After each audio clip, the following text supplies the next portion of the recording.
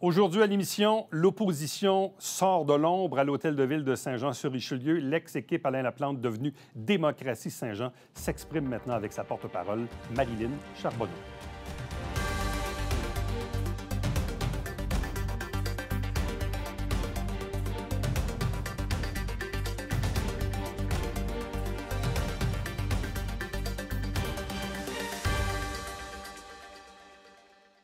On est à la mi-mandat à l'Hôtel de Ville de Saint-Jean-sur-Richelieu. Les dernières élections remontent à novembre 2021. Les prochaines auront lieu en novembre 2025. Et commence à ressurgir maintenant l'opposition. En fait, l'équipe politique qui portait le nom d'Alain Laplante autrefois, qui s'est transformée sous le nom de Démocratie Saint-Jean. L'équipe est désormais de plus en plus visible. À preuve, l'une de ses porte-paroles est allée faire un tour aux séances du Conseil dans les dernières semaines. Elle s'appelle Marilyn Charbonneau. Elle est avec nous. Bonjour et bienvenue. Bonjour, M. Latour. Est-ce que porte-parole est le bon titre à porter au sein de cette équipe? Oui, absolument. Je suis porte-parole. On est quelques porte-paroles pour l'instant de l'équipe Démocratie Saint-Jean, qui est une équipe à part entière, une nouvelle équipe avec des façons de faire, des valeurs qui lui sont propres. Puis, je suis une des personnes qui prend la parole publiquement, oui. Bon, vous faites partie de ces conseillers et conseillères qui ont été battus à la dernière élection. Votre collègue Yann Langlois lui avait réagi dans les jours suivants. C'était un peu même détaché de l'ex-maire Alain Laplante.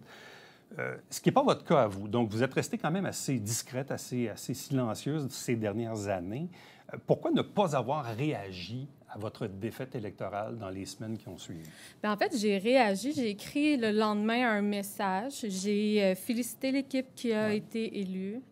Moi, j'ai remercié les citoyens aussi avec qui j'ai collaboré pendant ces 4 années-là. J'ai dit que j'étais fière des réalisations que j'avais faites. Puis maintenant, bien, le vote populaire a été fait, la décision, je l'ai acceptée. Puis moi, je me suis tournée en avant, j'ai continué à avancer. Puis je pense que c'était la chose à faire, là. J'avais pas de regrets, là. Qu'est-ce que vous retenez de cette défaite électorale? Qu'est-ce que je retiens de cette défaite électorale? Mon Dieu, c'est sûr qu'il y a beaucoup de choses. Je pense que j'ai... En fait, moi, ce que je retiens, c'est plus ma contribution. Je pense que j'ai réussi à rester authentique. J'ai réussi à donner l'heure juste sur mes opinions tout au long des 4 années. J'ai réalisé quand même beaucoup de choses, dont la stratégie de développement durable qui a mobilisé autant les entreprises, le secteur public, les employés de la ville que les citoyens. D'ailleurs, c'est une des consultations qui a soulevé ou attiré le plus de participation publique. Fait que je pense que dans la collaboration, quand on a une vision, quand on a des objectifs clairs, mais on peut réussir des belles choses en politique. Après ça, il y a, ben oui, l'autre volet, là, où est-ce que ça a été plus difficile. Ce que je retiens de ça, en fait, c'est que les gens s'attendent à ce qu'on gère ces différends-là d'une autre façon. OK. Puis, tu sais, dans la vie, là, on gagne ou on apprend. Puis moi, bien, j'ai appris de ça. J'ai grandi aussi comme personne, puis aussi comme politicienne. Est-ce à dire que vous décodez le choix de la population de par le fait que les gens ne veulent pas trop de chicanes, n'aiment pas le ton qui a peut-être été utilisé de 2017 à 2021 à l'Hôtel de Ville? Bien, absolument. Là, le message a été clair. Au fond, c'est les valeurs. Je pense que personne n'a remis en question les valeurs, les projets. Maintenant, c'est dans la façon de faire. Mais comme je vous dis, c'était pas ma façon de faire non plus parce que j'ai réalisé des belles choses. Puis j'avais des objectifs clairs quand je suis arrivée comme élue. Peu importe ce qui arrivait, moi, je voulais amener un changement au niveau du développement durable. Puis il n'y a personne qui peut dire que ça n'a pas fonctionné. Bon. Comme je le disais en introduction, l'équipe qui portait autrefois le nom de Équipe Alain Laplante a été changée pour Démocratie Saint-Jean. Que reste-t-il de ce qu'il y avait avant et en quoi ça a changé maintenant? Bien, en fait, il n'y a plus personne qui reste d'avant. Il y a les valeurs, probablement, qui s'entrecoupent. Je veux dire, oui, on est éco-responsable, on veut une gestion saine des finances publiques, on veut de la participation public, on veut plus de mobilité durable. T'sais, ça, c'est des choses qui restent. Mais mis à part ça, les gens qui gravitent autour, il y a beaucoup de nouvelles personnes. L'implication, puis la façon de faire, la façon de communiquer, je pense qu'elle est différente. Puis c'est ce qui est différent avec Démocratie Saint-Jean. Bon. Quelle est votre stratégie à partir de maintenant? C'est-à-dire que là, il y a eu le changement de nom. Vous avez ouvert une page Facebook, un site Web. Là, depuis les dernières semaines, on vous a vu à l'Hôtel de Ville venir poser des questions. Bref, à quel moment êtes-vous là, dans votre stratégie d'entrée en prévision de la prochaine élection de 2025? Bien, je vous dirais que pour l'instant, là, on est plus dans... On a regardé beaucoup ce qui s'est fait à l'Hôtel de Ville. Puis aujourd'hui, c'est comme citoyen, on voit que le bateau, là, il est en train de prendre une drôle de direction. Puis comme citoyen, on se sent interpellé. Puis c'est pour ça qu'on est sur la place publique. Parce qu'on veut soulever ces points-là, mais on veut aussi amener des solutions. Puis vous remarquerez, dans mes parutions à l'Hôtel de Ville, je n'ai pas fait que de critiquer. J'ai aussi amené des idées, des solutions. J'ai posé des questions pour qu'on évolue. Parce que je juge en ce moment que la situation est inquiétante pour nos finances publiques. Puis je sens que les citoyens ne se sentent pas représentés, puis ils sentent finalement qu'ils payent beaucoup, mais qu'ils n'ont pas plus de services. Puis ça m'interpelle. Ça interpelle les membres du parti, puis c'est pour ça qu'on est là sur la place publique actuellement. Là. Quand vous regardez le travail des 2 dernières années, quel est votre niveau d'appréciation de l'actuel conseil? Bien, moi, je suis obligée de dire que j'ai l'impression qu'on est encore en mode improvisation. C'est juste que la ligue d'improvisation n'est pas très drôle parce que finalement, c'est les citoyens qui payent. Puis on paye cher, on le voit, avec une augmentation de taxes de 7,75 %. C'est quand même une taxe historique à Saint-Jean-sur-Richelieu. Fait que c'est dur de dire qu'on a l'impression qu'on va dans la bonne direction. Puis on a beaucoup de priorités qui sont nommées et très peu de priorités sont collées directement avec les besoins des citoyens. Qu'on parle de l'habitation, qu'on parle des loisirs, qu'on parle, tu sais, on a beaucoup d'itinérance, etc., puis on ne sent pas que c'est une priorité. Il n'y a aucun plan pour les logements abordables en ce moment. Il n'y a aucune réflexion pour la capacité de payer des citoyens. Fait que mon appréciation va dans ce sens-là. On le sait, l'actuel conseil, incluant la mairesse, c'est 8 nouveaux sur 13. Bon, vous-même, en 2017, vous étiez une nouvelle élue, nouvelle conseillère. Ça prend combien de temps à un élu là, à se faire la main? Bien, en fait, ça dépend toujours de ton niveau d'intérêt à la chose municipale, à ton niveau d'être capable d'avoir une vision puis d'amener des projets. Moi, je pense que ça peut aller très rapidement, là. T'sais, après 6 mois, tu comprends comment on prend des décisions, tu comprends comment fonctionne un budget, parce que quand tu arrives, c'est le budget. Fait que tu as un cours accéléré de voici l'impact de toutes tes décisions, puis ce qui va arriver dans les prochaines années. Puis il te montre comment te projeter dans les années aussi. Fait qu'après 6 mois, 1 an, moi, je juge que tu es supposé avoir les 2 mains sur le volant, avoir des projets, avoir compris où il y a des failles, ou est-ce que les citoyens s'attendent à plus de nous, là. Puis c'était connu, les enjeux sur la place publique. Fait que normalement, on devrait déjà avoir un plan, puis après, du porte-à-porte, tu le sais ce que tes citoyens veulent, là. Vous avez fait référence à l'augmentation de taxes de 7,75 %, quoique l'an passé, l'augmentation n'était que de 2,95 %. Sauf qu'en même temps, ce que les gens retiennent, c'est l'augmentation de cette année.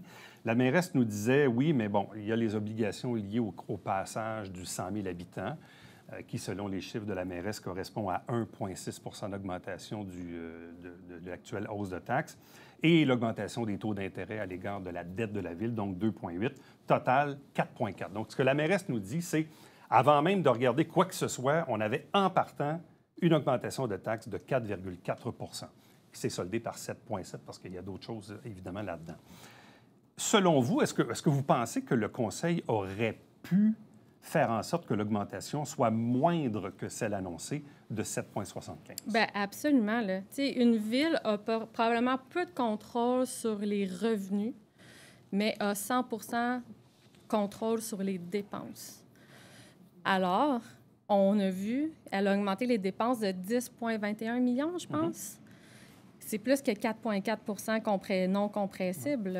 Puis, c'était des choses qui étaient connues de l'ancien budget aussi, parce que les dépenses pour le 100 000 habitants, là, ça fait longtemps qu'on en parle, que c'est prévu, que c'est budgété. Fait que moi, je trouve que c'est une façon de faire avaler la taxe de 7,75 %.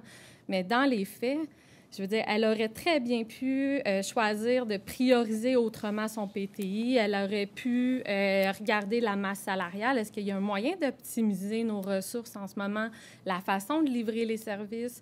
T'sais, il y a beaucoup d'options. Elle a tous les outils pour le faire, puis elle a fait le choix de politique d'augmenter. Puis, je fais juste regarder le dernier PTI.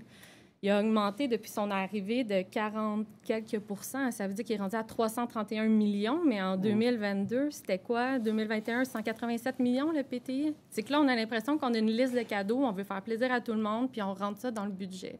Il y a 3 élus qui ont voté contre, dont la conseillère du centre-ville, Mélanie Dufresne, qui a résumé sa pensée de la façon suivante. Elle dit: ces dernières années, la population a augmenté d'à peu près 3 %. Nos effectifs, donc nos employés, ont augmenté de 14 % Est-ce que j'ai 11 % plus de services? Elle répond non et vote contre. Êtes-vous d'accord avec le résumé de la pensée de Mélanie Dufresne? Bien, c'est une des équations, effectivement. Je veux dire, pas parce que tu rajoutes des gens dans l'appareil administratif que ça solde par plus de services. On ne sait pas à quoi ces gens-là sont affectés, mais ça, c'est une pensée magique, puis c'est souvent dans toutes les organisations. On se dit, on va rajouter un employé, on va être capable d'en faire plus. Finalement, c'est pas ça qui arrive. Puis, on l'a vu, c'est quoi les projets concrets? Vous voulez donner plus de services, mais en même temps, les tarifs ont été augmentés. Les tarifs des loisirs, de l'eau, de la taxe sur la piscine, d'un permis, tout ça a augmenté en même temps. Puis là, on augmente la masse salariale. Je veux dire, comment que tu fais, à un moment donné, comment tu t'assures que le citoyen en a plus? On n'a pas de réponse, il n'y a pas de solution, c'est pas dit par la mairesse. Fait que oui, il y a une interrogation à ce niveau-là. Là. Bon, le passage du cap du 100 000 habitants arrive avec des obligations, vérificatrice générale, plus de monde à la police à cause des enquêtes, cabinet de la mairesse et autres. Mais au final, il s'est créé à peu près une 60aine de postes à Saint-Jean là, ces dernières années. Donc, ma question, y a-t-il, oui ou non, trop de fonctionnaires à Saint-Jean-sur-Richelieu? Est-ce qu'on a trop d'employés? Bien, si on regarde avec les autres municipalités, par rapport au poids de la masse salariale dans le budget municipal, on est en haut de la moyenne. Fait qu'effectivement, on peut se poser des questions. Est-ce qu'on est capable de faire un plan d'optimisation? Est-ce que, justement, nos tâches sont trop segmentées, etc.? Il y a une réflexion à avoir à ce niveau-là, parce que quand tu es en haut de la moyenne, bien, c'est un indice. Puis on ne peut pas juste se dire, bien, c'est ce qu'on a besoin. Parce qu'en fait, il y a 2 chiffres. Effectivement, la masse salariale correspond à 48 % des dépenses, ce qui est plus élevé que la moyenne au Québec. Par contre, la mairesse nous dit, quand on regarde le nombre de fonctionnaires au prorata de la population, on est même en deçà de la moyenne. Donc, la question, c'est, y a-t-il, oui ou non, trop de fonctionnaires ou est-ce que c'est parce que la masse salariale occupe une trop grande place dans les dépenses de la ville? Bien, pour la question de la masse salariale, effectivement, elle occupe une trop grande place dans le budget de la ville. Ça, il n'y a aucun doute. Après ça, pour le nombre de fonctionnaires, je veux dire, c'est quand même beaucoup, 60 fonctionnaires. On ne sait pas à quoi ils sont attitrés, mais tu sais, je n'ai pas vu tous les chiffres, mais il faut se poser la question. Bon. Festival de Montgolfière. Oui. Je fais partie de ceux qui pensent que c'est un investissement sur la marque de commerce de la ville. Mais évidemment, ce n'est pas un puits sans fond non plus. La Ville a voté tout récemment un fonds d'urgence de 2 millions de dollars au festival pour lui permettre de payer ses fournisseurs. Pour vous, c'est quoi l'avenir de cet événement-là? Est-ce qu'on doit continuer de payer? Et si oui, jusqu'à combien? Bien, moi, premièrement, le festival, on le sait depuis l'élection, puis même avant, que la formule ne fonctionne plus. On creuse notre déficit. On avait réussi à augmenter, à revenir à un équilibre à cause qu'il y avait eu la pandémie. Fait que la mairesse, quand elle est arrivée, là, elle avait tous les outils. Elle était majoritaire. Elle aurait très bien pu déjà demander au festival de revoir sa formule pour s'assurer une rentabilité. À la place, on a laissé ça aller comme c'était. Puis aujourd'hui, on se retrouve quand même avec... Là, on ne connaît pas l'ampleur du déficit, mais 2 millions investis, c'est quand même beaucoup. Puis je ne suis pas certaine qu'on ait déjà donné 2 millions. Jamais autant. Non. Jamais autant. C'est jamais arrivé.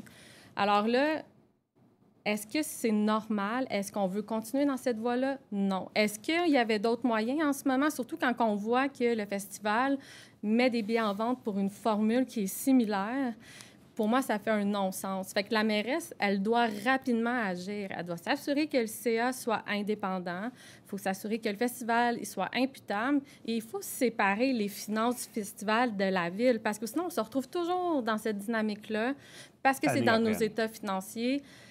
Bien là, on donne. Êtes-vous d'accord avec le fait qu'on va changer éventuellement la composition de certains comités conseils comme celui des Montgolfières pour sortir les élus du conseil d'administration? Vous êtes d'accord avec ça? Absolument. Puis, on sait que c'est une position que j'avais avant. Puis, il faut que ça soit apolitique. Le festival, là, s'il était maître lui-même de sa programmation, de ses décisions, puis qu'il n'était plus dans l'état financier consolidé de la ville, probablement qu'il prendrait même des décisions différentes parce qu'il se sentirait une obligation de rentabilité. Fait que je pense que c'est ça. Puis il faut donner au CA, au conseil d'administration, les moyens d'atteindre leur objectif puis de faire les changements qu'ils jugent opportuns. Là. Bon, parlons d'investissement, parlons de projets, de capitalisation, d'immobilisation. Il y a un projet qui a fait sursauter bien des gens ces dernières semaines, c'est la passerelle Normandie. Oui. Bon, ça dépend toujours du prix. S'il est vrai qu'il n'y a que 12 piétons à l'heure, à 35 millions, c'est quand même beaucoup d'argent. Même ceux qui sont favorables à son remplacement trouvent que c'est un peu cher. Quelle est votre opinion à l'égard de cette infra-là? Est-ce qu'on doit la reconstruire? Et si oui, pour vous, est-ce qu'il y a un plafond du prix qu'on doit payer cette infra-là? Bien, pour moi, ça fait aucun sens de payer une infrastructure de 35 millions pour, justement, aussi peu de piétons, mais aussi, je pense que l'emplacement, c'est peut-être pas à l'endroit où il y a les plus grands besoins, parce que vous savez quand même là, que le chemin par séminaire, etc., il y a d'autres alternatives. Quand on pense à Saint-Luc, on a la passerelle qu'on promet depuis longtemps. Ces gens-là sont réellement enclavés, puis ils n'ont pas de solution sécuritaire pour pouvoir traverser à Saint-Jean, où il y a la majorité des commerces. Fait qu'à 35 millions, non. Si ça avait été 10 millions, peut-être. Mais vu qu'il y a une alternative puis qu'il y a des besoins plus criants ailleurs, je pense pas que le conseil devrait y aller. Est-ce que pour vous, est-ce que cette passerelle-là figure, disons, dans le plan de mobilité de la ville, piétons, vélos, poussettes? Bon, là, elle n'est pas vraiment faite pour ça en ce moment, mais disons qu'on a une nouvelle passerelle qui est plus adaptée. Est-ce que pour vous, le lien de Normandie est pour vous, disons, un lien qui est important dans le plan de mobilité active de la ville? Moi, je pense pas que c'est la colonne vertébrale de la mobilité à Saint-Jean-sur-Richelieu, là. Honnêtement, la piste cyclable par séminaire est beaucoup plus utilisée, beaucoup plus facile d'accès. Ça nous amène dans les commerces proches du McDonald's. Ça fait le lien avec le quartier Normandie. Ça fait le lien avec la bande du canal. Fait qu'il y en a d'autres passages, là. Le problème, c'est Saint-Luc. Eux, c'est difficile de se connecter à toutes ces infrastructures-là. Puis, tu sais, quand je regarde, là, on a un gel sur le développement domiciliaire, sur le développement de la ville.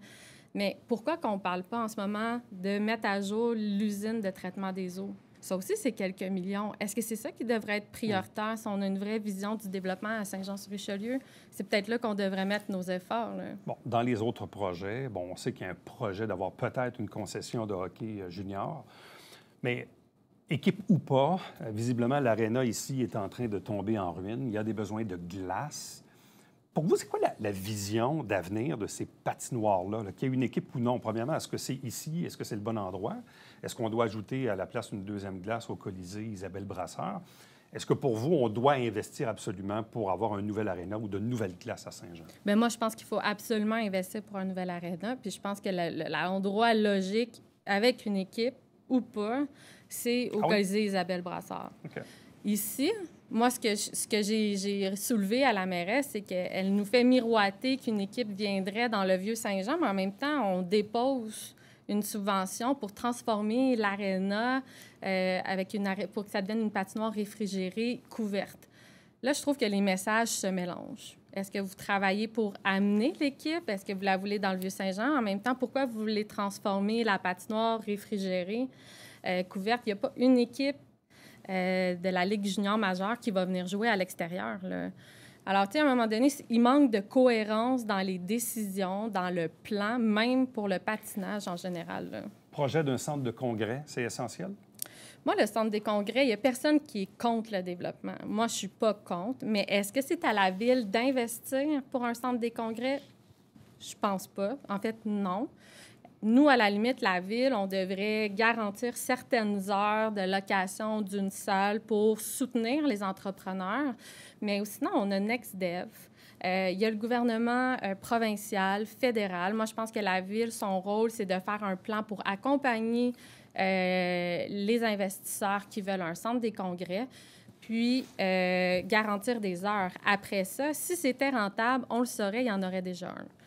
Mais vu qu'on pense qu'il va y avoir des retombées, probablement, on sait que ça va générer des retombées, mais accompagnons un privé qui est prêt à prendre le risque.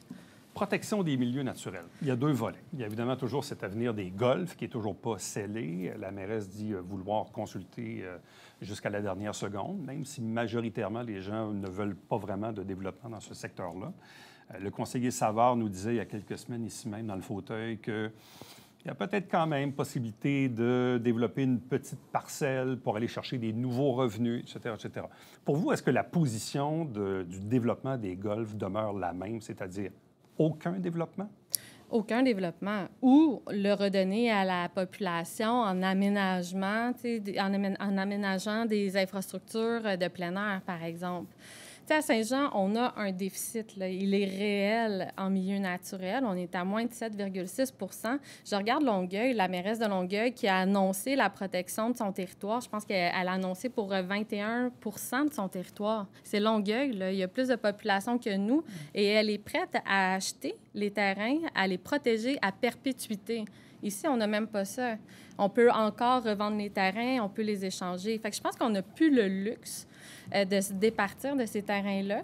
La solution est simple, on ne touche pas au zonage. De toute façon, on a une nouvelle loi qui vient d'être votée pour la loi sur l'expropriation qui donne les pouvoirs à la municipalité de pouvoir conserver quand c'est des milieux naturels avec une valeur écologique. Ça devrait être la même chose pour la Pinède, pour l'ancien camping sur l'île Sainte-Thérèse, les golfs. Tu sais, c'est les derniers grands noyaux de biodiversité qu'on a à Saint-Jean-sur-Richelieu. Dans le cas des golfs, effectivement, on peut ne pas toucher au zonage. Oui.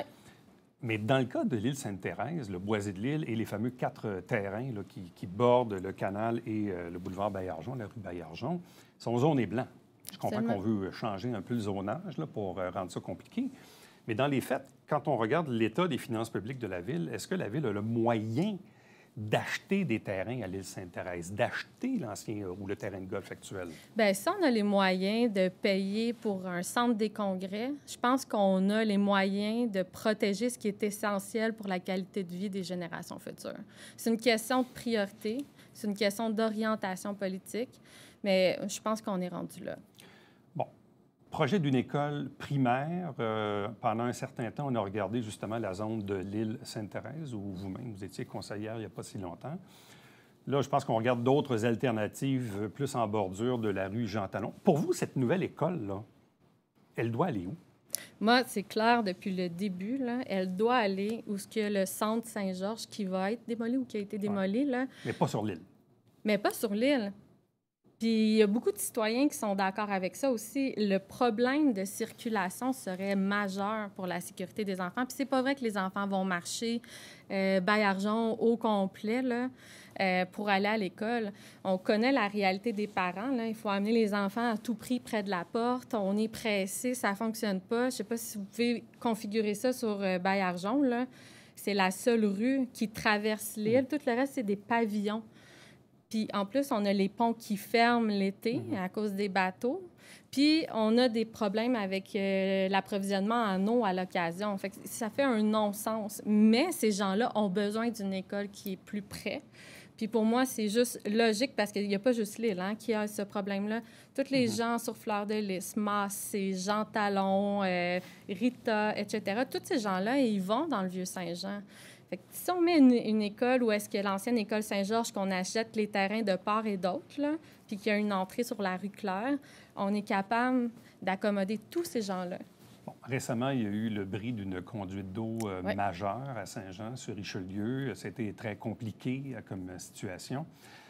Vous avez vous-même signé une lettre d'opinion dans le Canada français. Vous en avez reparlé au dernier conseil. Êtes-vous satisfaite de la façon avec laquelle la Ville a géré cette crise de l'eau potable? Bien, il y a deux choses qu'il faut séparer. Les communications. Moi, je pense que ça a été trop tard les gens sont restés trop longtemps dans le brouillard. Puis vous le savez, en communication, 24 heures, c'est une éternité, là. Je pense que dès le départ, on aurait dû nous dire l'ampleur du bris, puis nous préparer mentalement. Ça pourrait prendre plusieurs jours. On vous demande dès maintenant de cesser l'utilisation de l'eau ou remplir votre baignoire, peu importe, pour faire face à éventuellement une coupe d'approvisionnement en eau potable. Par la suite, je pense que les employés de la ville ont rapidement réagi pour essayer de colmater la fuite puis trouver une solution. Puis je pense que c'est ça qui a fait en sorte que ça a duré peut-être moins de temps.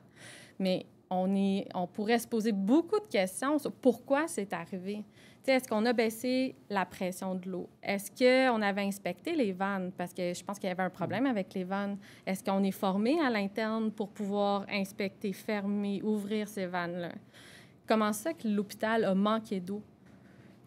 Comment ça que les commerçants se sont fait dire d'arrêter leur service? Puis après ça, le lendemain, dans les médias, la mairesse nous dit on leur a jamais dit de fermer leur commerce. On leur a demandé de réduire l'eau.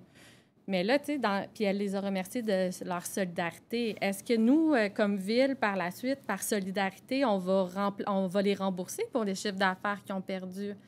Par exemple, c'est la première fois, je pense, qu'on manque d'eau sur un si grand territoire. C'est 56 000 personnes. Est-ce qu'on avait une prise à la rivière s'il y avait un cas d'incendie? Comment on aurait fait face à ça? Je pense que c'est des réponses que les citoyens doivent avoir parce que nous, on remet nos vies, notre sécurité entre les mains de la ville. Puis je pense qu'on a le droit d'être rassurés, réconfortés, puis savoir, nous, comment bien se comporter aussi. Dernière question. Bon, vous êtes ici aujourd'hui comme porte-parole de Démocratie Saint-Jean. Avez-vous encore des ambitions politiques comme conseillère ou comme mairesse? Bien, en fait, là, il reste 2 ans. Fait que c'est sûr que le temps est long puis il peut se passer plusieurs choses. Mais moi, j'ai toujours été impliquée dans ma communauté. J'étais petite, mes grands-parents étaient présidents du club d'optimistes. J'étais impliquée. J'ai été en politique active. J'ai été dans les organismes communautaires. Fait que je vais toujours rester impliquée. Est-ce que je vais me représenter? Tout ça reste à voir dans les 2 prochaines années. Mais la porte n'est pas fermée. Mais la porte n'est pas du tout fermée. Marilyn Charbonneau, merci beaucoup. Merci. Joyeux temps des fêtes. Joyeux temps des fêtes à vous aussi. Restez avec nous. On vous revient après ceci.